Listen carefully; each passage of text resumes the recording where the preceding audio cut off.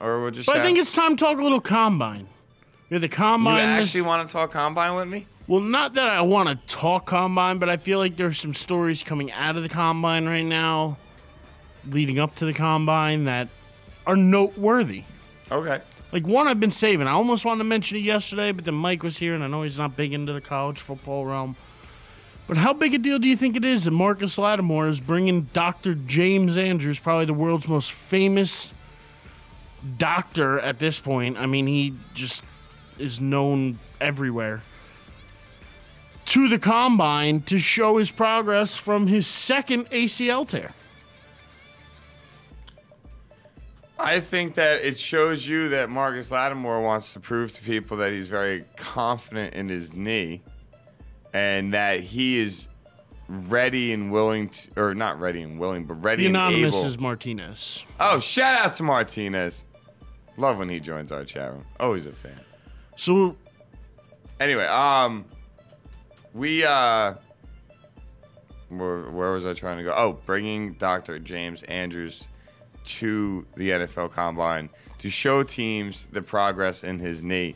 And I think it shows confidence by Lattimore that he's recovering quickly, that he's going to be ready to go when, training camp gets here and OTAs and all that kind of stuff. And to me, as a team owner or general manager, I'd be extremely excited about the fact that this kid was so confident to bring this doctor. Not just some doctor, no. The doctor that everybody knows.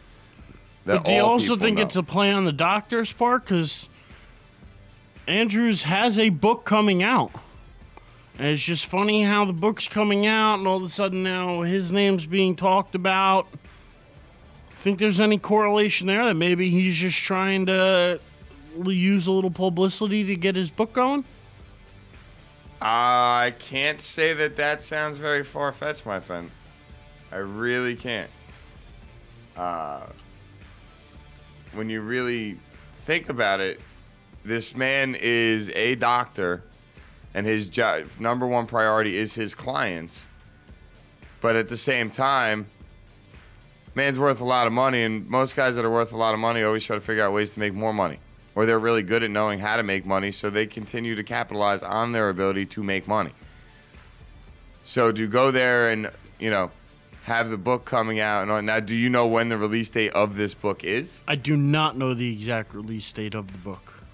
See, that would be the really interesting thing to me.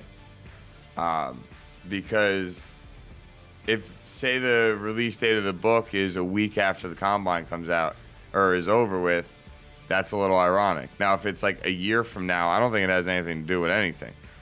I mean, you know what I'm trying to say? Like, I think timing of the release of the book has a major impact. I think it comes on out that soon, like within the next, few weeks or a month.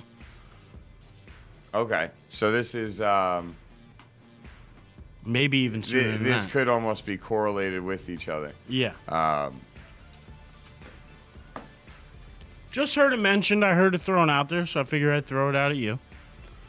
Now, do you think Lattimore is the guy that both of us actually have? At least I know I have the utmost respect for the kid. I mean, when he plays, he's good. Yeah, he's one of the best running backs in the country when he was on the field, but the problem is he's now had 2 major knee injuries. Mm-hmm. And I mean, I know I kind of gave you the answer the other day, but I mean, there's only really one person that comes to mind that I can remember that had a significant ACL tear as a running back coming straight out of college. And that was all the way back, and that was Frank Gore. So, I mean, you can kind of look at it and say, well, Frank Gore actually slipped, and he fell in the draft stock and everything else, but he came back, and he's had one hell of a career with San Fran. Yeah. I mean, ironically enough, he has had some injury issues throughout his career, but he's always been able to fight his way back. I don't think Gore's ever missed a full season. I know he's missed games throughout seasons, but I don't think he's ever actually missed a full season. And, you sit there and look, injuries are tricky. Sometimes it's just a bad break in those moments, and the kid could never get hurt again. Or it could be something natural for him where this is going to be an issue for his entire NFL life, or perhaps even outside of that. That's why I think he'd be good if you can get him in, like, the third round, probably fourth round, fifth round, somewhere in the middle rounds. I think you could get good value for him. I wouldn't take him in the first or second, just because of the two major knee injuries, and you know after two of them, you're probably gonna slow just a little bit. Yeah. Unless your name is Adrian Peterson. I would take a chance on him though. If I was like a team like, not to be a homer here, but the Giants or the Jets. Like late, like teams that round. need a running back, because the Giants, I mean, they have the kid Wilson, but he showed inconsistencies last year. You have Brown coming back off of injury. So, you cut Bradshaw. Could use somebody. And also the Jets. I mean, Powell is just iffy. I mean, people thought he'd be better than he was, but he wasn't that good. And Sean Green's iffy at best. Could be a way to maybe try and get some value, because I don't think either of these teams are going to be able to draft high enough. I mean, the Jets aren't going to take him Lacey in the early first round. No, and the Giants probably, Lacey's not going to be around when the Giants want to draft. So there goes your best running back. A mid-round guy that you could get a lot of talent from later on is a guy like Lattimore. One thing you gotta remember is that most of the star running backs that you watch in the NFL right now, none of them were first-round draft picks. Very, very few of them. Adrian Peterson was a first-round draft pick. Trent Richardson was a first-round draft pick. But Arian Foster, undrafted. Yeah. LaShawn McCoy was like a second or third-round draft pick. I know he wasn't first. I don't know which one. He was either second or third. But I know he wasn't a first-round draft pick. Michael Turner, he wasn't a first-round draft pick. I think of a first-round draft pick. Go over and look at Ryan. Was Doug Martin a first-round draft pick? I don't think so. No, yeah, he was. They traded back into the first round and got him late. They did.